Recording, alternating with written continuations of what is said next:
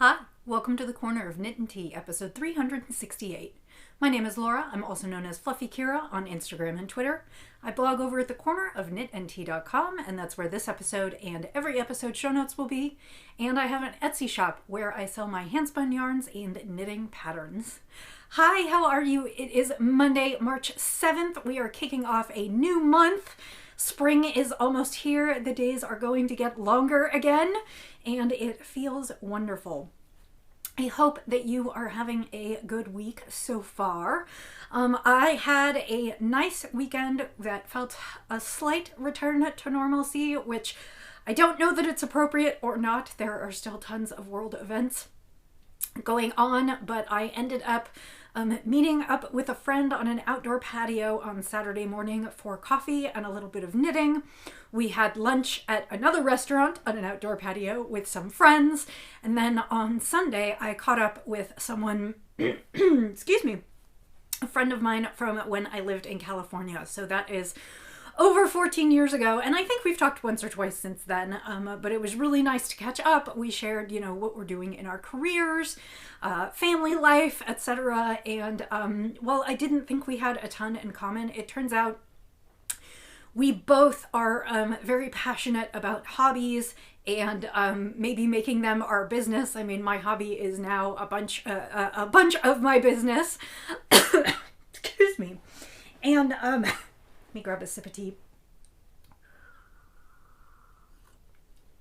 Excuse me. And so it was really nice to sit and catch up. And like I said, we had more in common than I thought we would. Excuse me. So I hope that you are doing well, that you are finding some peace in crafting and just some peace in your part of the world. And that is kind of what's going on here. I did do some crafting this weekend. It's funny because I went and looked back and looked at what I showed you last week and the things I said I was going to cast on and delve into this week. And I ignored those and cast on something completely different. So I'll share that with you. And I do need to go back to those projects. But I had something come up that I thought was a little bit more urgent. So I'm kind of squeezing things in and moving things around. So today's tea, which I have already sipped, is left over from the Teavana days, and Teavana has been closed for quite a few years now, so I don't want to think how old this tea is. All of my tea is basically stored in a Rubbermaid bin, and I only go into it when I'm looking for something, and oftentimes I will pull out a bag and keep drinking until I am finished. This one basically had 1 cup of tea left in it. It was Teavana's strawberry grapefruit, and I don't know how to pronounce it, Zhuelong. It's a green tea with hibiscus and apple and lemongrass and orange and grapefruit. And this is what it looked like, and it is quite light. It is very red, hibiscus-like. It does have a little bit of caffeine in it because it's got green tea, but it's primarily fruity, and that's what I taste, and I am drinking that today in my Sip Something Sinful mug. I don't know that it's sinful, but it does taste good. And that's a nice pick-me-up for the afternoon, and a little bit of a springy, citrusy tea to just, I keep trying to convince myself. Here in the Midwest, we are bouncing back and forth. Last week, or even this weekend, it was in the 70s, and then we had snow and sleet last night. So we are going up and down and up and down, and this week it is supposed to be cold again. So I am drinking lots of tea and wearing warm, woolly sweaters. So let's talk about what I'm knitting. The first thing that I am working on is something that I talked about last week. It is a sample that I'm working on for Zen Yarn Garden, and I said I was going to put a lot of effort in, and I did. I am knitting Talansia by Laura Ayler, who is also Fogbound Knits, and it is kind of a loose-fitting A-line tee, very dropped armholes, very large armholes, just kind of an overall casual tee.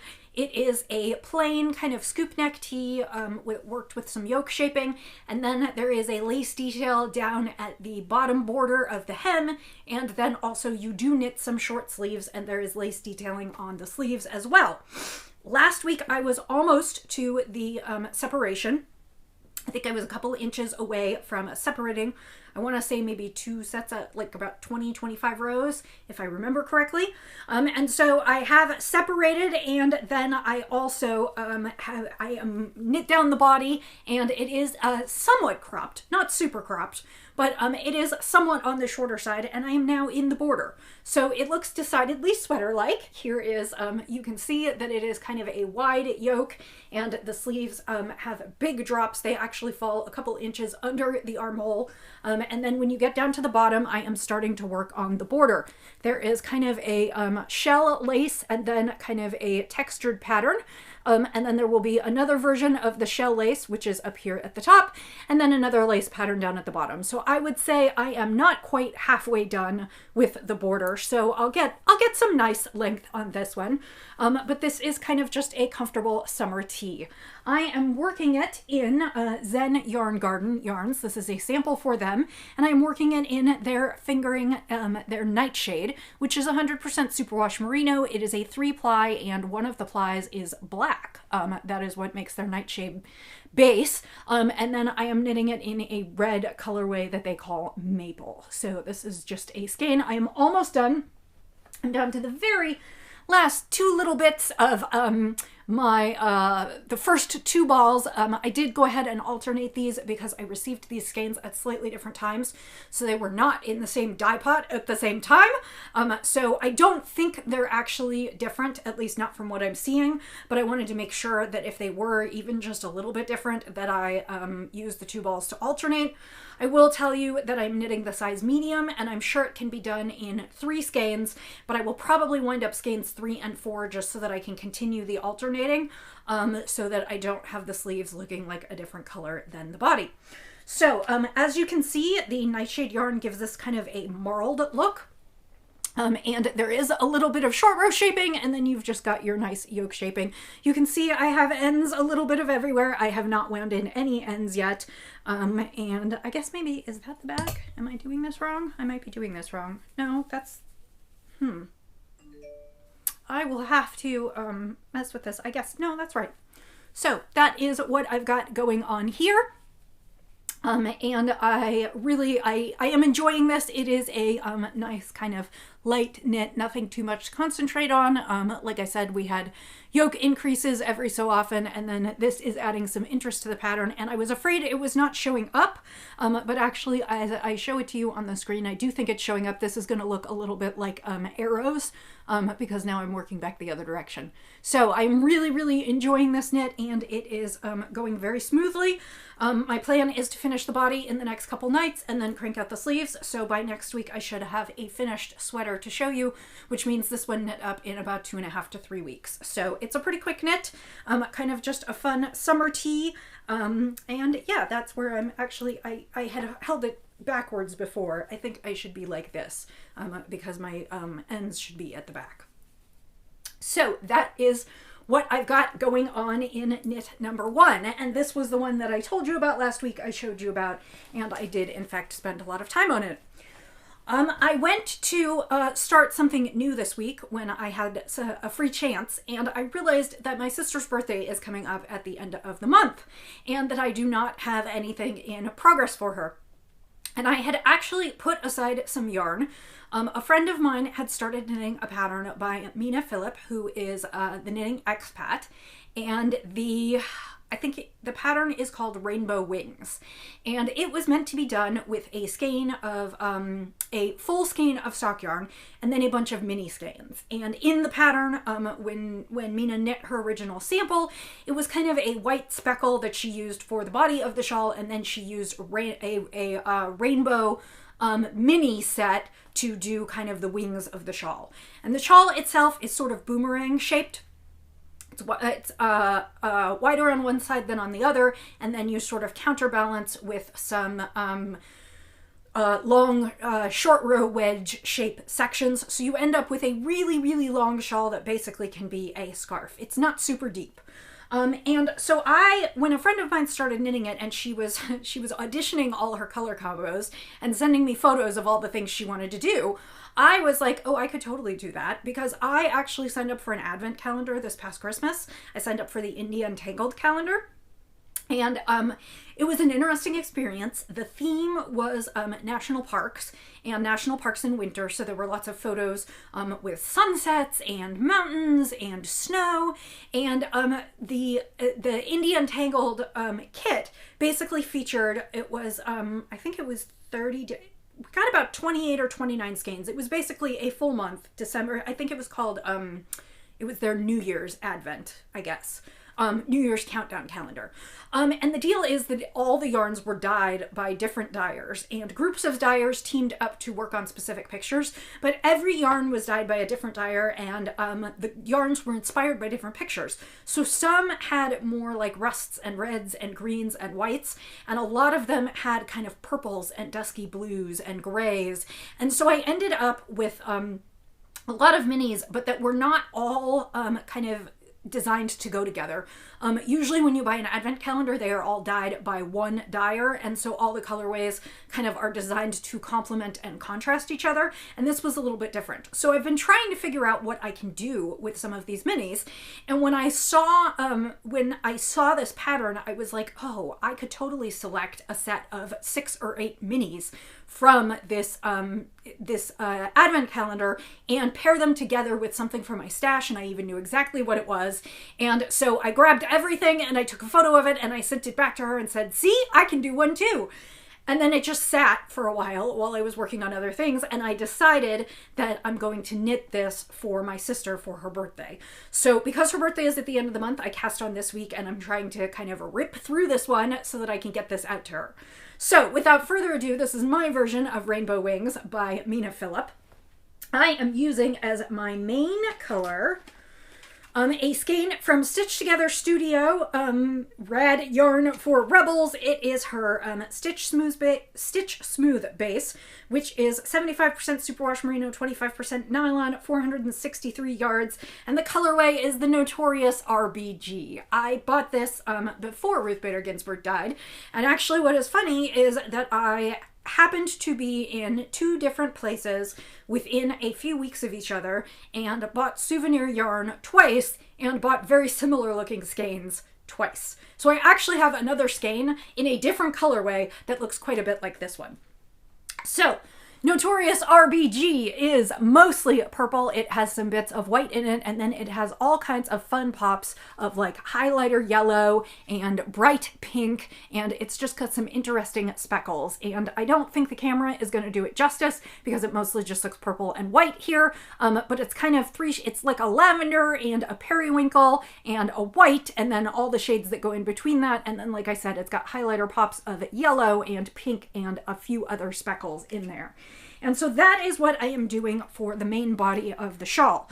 And you knit the shawl, like I said, it's a little bit like a boomerang shape. It is wider on one side than on the other, and of course it's all bunched up on the needles. But this is what I have so far, and you can see this side is a little bit wider. It's got like a nice line here, but it ends up being a little bit askew. And as you can see more of the colors in the knit up.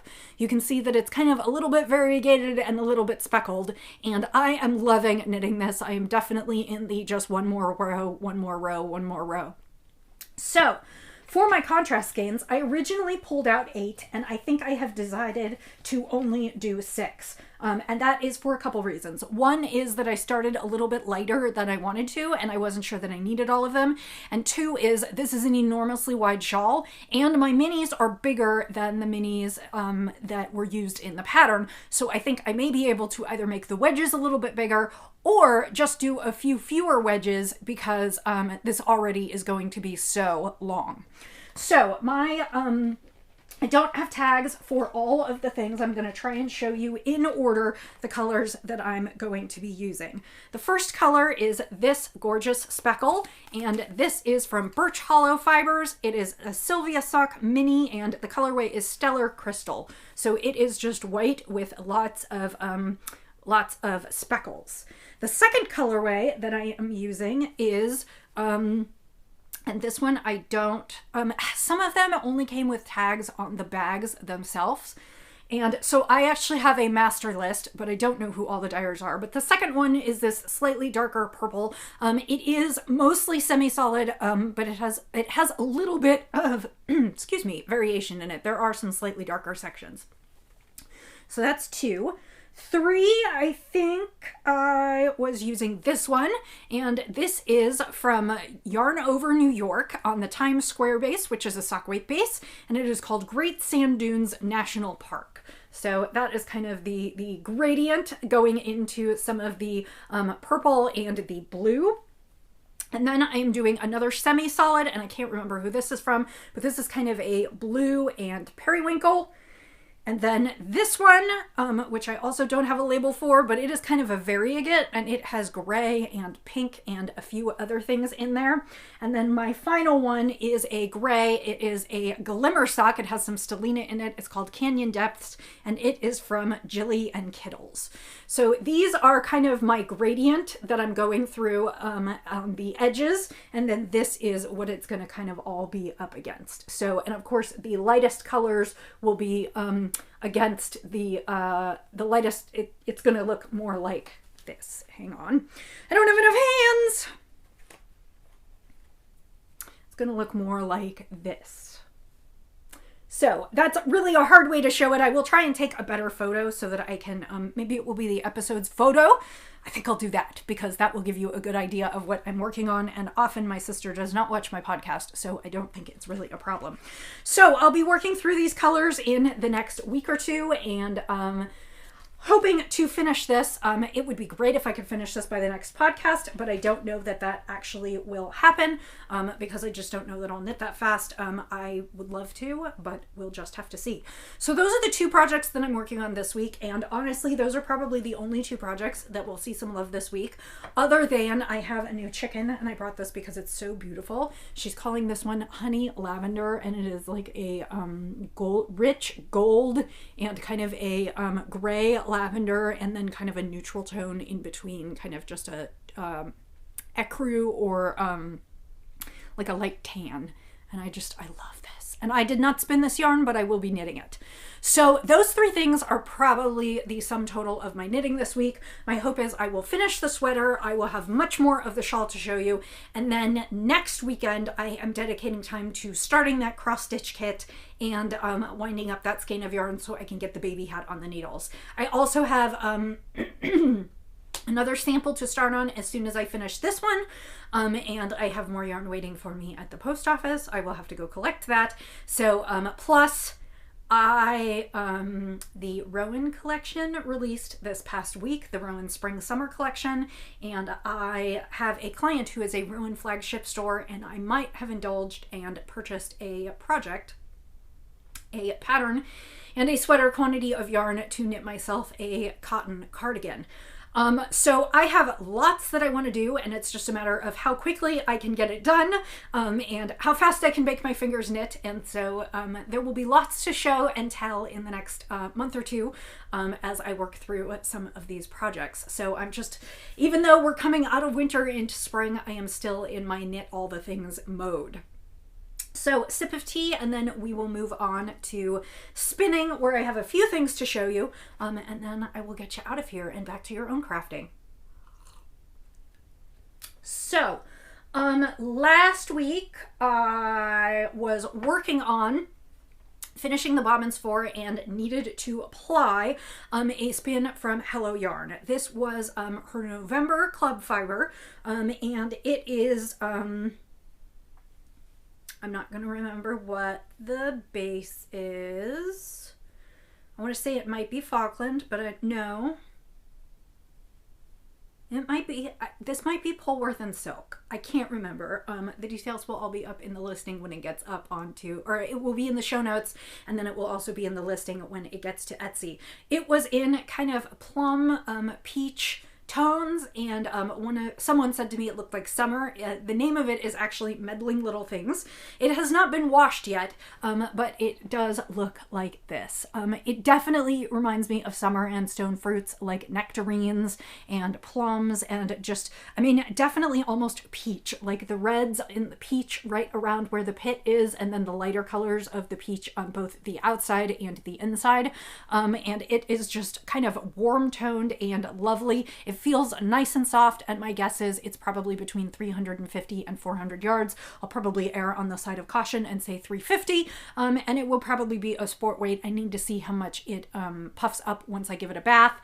I actually plied this much earlier this week and didn't even take it off the wheel till yesterday, so I was not moving as quickly as I should. And I need to wash it and do some final measurements, but it will go up in my shop this week. It's going to go into a bath as soon as I am done podcasting here. So that brings me to the next spin, which I showed you last week in fiber form. I had already started it when we met last week, and that was some beautiful merino from David of Southern Cross Fiber. It was actually in a semi-solid colorway called Tide Pool, which is just this absolutely jewel-toned kind of tealy turquoise, and I guess it's not turquoise because turquoise would be like a very pale blue. This is definitely teal. It looks like Tide Pools. It's spun up beautifully because his merino is super soft, and I am ready to ply this. I don't know whether this will get plied tonight or not because I have lots of knitting to do that I just shared with you, but this will get plied up this week and will also make it into the shop sooner or later, which means it's time to pick another braid to spin. Last week, I got enticed by a few new brightly colored braids that were in Knitty and Colors shop. I have spun fiber from her before. Her braids are really beautifully prepared, and she does some really, really bright, fun colorways. This is Tarhi, and her colorways generally don't come with names. So this one is kind of a bunch of rainbow colors. I'm just going to go ahead and pull this label off so that I can show you in the braid what it looks like. She generally prefers saturated tones. She also loves neons. So we've got purples and blues in here and some black. And then we've got lots of pops of color where we've got like, we've got some green and some pink and some yellow and some orange. Where was I seeing I was seeing some of that in here, kind of some pink and orange. I don't know that the camera is really doing it justice. This is just gorgeous, and it's got lots of little neon pops in it that should be super fun to spin. And this one will be spun for the shop. It's going to be super soft and super bright and colorful. So if that looks like something you might enjoy, that will be coming up in the next couple weeks in the shop. So I think that is what I have to share with you this week. I hope you are healthy. You are remaining healthy even in this world where the pandemic rages on and the assortment of flu and colds and other things kind of wanders through. I know that the world is kind of in a dark and uncertain place right now, and I would be remiss if I didn't talk about how much all of us are thinking about the situation in Ukraine and wanting to do what we can to help, and just sort of waiting to see what comes next. This is not the first war of my generation, because I certainly was alive for 9/11 and lots of the things that came afterwards, the war in Afghanistan, the Gulf Wars, those kinds of things, but this is the first time that I feel like I am in real adult consciousness about what conflicts like this do to the world, and how horrifying and sobering they are, and how helpless they also make me feel, because my instinct is to craft and to comfort. And at least right now, there's not that much that we can do beyond donate to the causes we see fit to donate to. And I know that there will come a time in the future where knitting will be helpful, because there will be refugees, there will be people who need blankets and warm clothing and other things. But of course, that time is not right now, and it leaves me with a bit of a loss to how to wrap my mind around what's going on and how to show up and be present and contribute what I can. So I hope that you have a tolerable week ahead, that you can find some peace in the things around you, in your family, your friends, your crafting, and each week I hope that the coming week is better than the last, and I will hope fervently that at some point we will reach a solution, and that the coming week will be better than the previous one. And I will say, as I always do, happy knitting, happy spinning, happy sipping, and I'll see you next time. Bye.